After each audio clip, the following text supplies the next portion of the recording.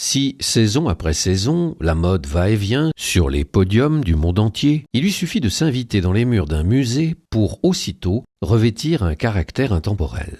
Et cela est particulièrement vrai lorsqu'il s'agit d'une institution comme la Maison Lanvin, créée il y a près de 130 ans. À travers la présentation de 100 pièces de collection, le Palais Galliera à Paris, en collaboration avec la marque, consacre une exposition à la créatrice de mode Jeanne Lanvin.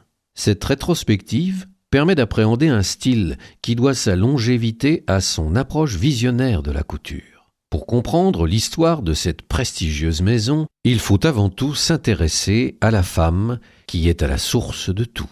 Jeanne Lanvin est un personnage tout à fait emblématique de la haute couture qui occupe une place majeure dans la haute couture parisienne. Elle a d'abord une longévité assez exceptionnelle puisqu'elle commence très jeune, elle commence en tant que modiste, puis elle propose très tôt vers 1908, des vêtements pour enfants, puis des vêtements pour femmes et jeunes filles en 1909 et elle meurt en 1946. Et elle va donc traverser toutes ces décennies, les années 10, les années 20, les années 30, avec tout ce que ça véhicule de changements dans la mode et dans la silhouette. Elle a eu un rôle majeur d'abord parce que cette maison était connue du tout Paris, et également en tant qu'organisatrice de grandes expositions internationales en tant que présidente de la section couture. Jeanne Lanvin donc était vraiment reconnue par ses pairs à son époque. Aînée d'une famille très modeste de 11 enfants, Jeanne Lanvin se destine, dès son plus jeune âge, au métier de coquetterie. Elle crée alors ses premiers modèles de chapeaux. Le succès vient vite. Il lui permet de s'établir à son compte et de coiffer les Parisiennes les plus en vogue. C'est en 1908, alors qu'elle a près de 40 ans, qu'elle va commencer plus exactement à faire des vêtements pour sa fille Marguerite. Ces vêtements vont avoir un succès fou auprès des mères, des amies de Marguerite.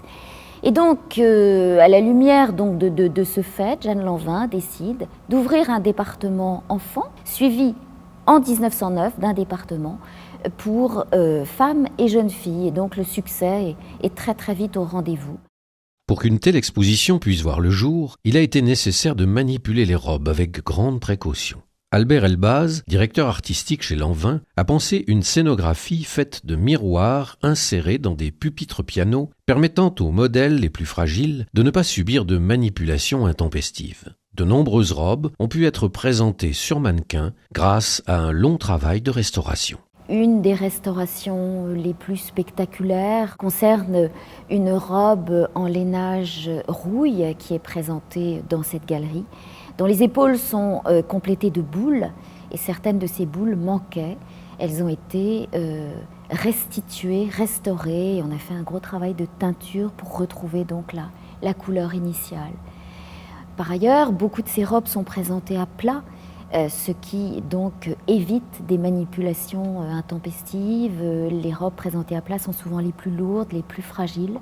Certaines sont absolument impossibles à mannequiner. Mais il y a effectivement un très très gros travail de restauration pour organiser une exposition comme celle-ci. De par le choix des tissus et motifs, leur confection et accessoirisation minutieuse, certains modèles atteignent le rang de chef-d'œuvre, comme c'est le cas de la robe intitulée « La Diva ». On est devant une robe vraiment d'ange, comme ceux de Fra Angelico, et puis également cette influence liturgique, un peu à la manière d'une grande tunique monastique, qui est extrêmement sobre et sur laquelle le seul décor apparaît à travers justement ces merveilleux bracelets brodés qui sont le fruit d'un très grand savoir-faire des ateliers de broderie de la Maison Lanvin. Jeanne Lanvin apprécie particulièrement les motifs de cocarde, le nœud que l'on retrouve sur la robe Cavallini, les rubans et leur effet de transparence superposé et monté sur tulle que l'on retrouve sur la robe My Fair Lady. Quand on a la chance de pouvoir appréhender de manière globale le style de la Maison Lanvin, comme on peut le voir à travers cette exposition, on est frappé par la modernité incroyable de ces modèles. Jeanne Lanvin concentre son décor sur certains éléments de la robe. La broderie est concentrée sur une partie, elle n'envahit pas tout le modèle. Les découpes se font de manière extrêmement précise, extrêmement sobre. Et puis il y a également les matériaux qui nous parlent aujourd'hui. On a dans l'exposition 2 robes majeures qui sont la robe Sèvres et la robe Concerto, qui sont l'une est le négatif de l'autre. La robe Concerto est une grande tunique blanche qui est rehaussée par une espèce de collet en rhodoïde, matériau synthétique noir, et la robe Sèvres est exactement l'inverse, avec un plastron et des poignets en rhodoïde blanc. Et ça aussi, ça relève d'une très très grande partie extrêmement moderne, puisque à ma connaissance, Jeanne Lanvin est quasiment la seule à avoir utilisé ce genre de matériaux. Entre luxe, raffinement et modernité, cette rétrospective rend un hommage sincère à une créatrice visionnaire qui a su imposer un style qui n'a pas fini de faire parler de lui.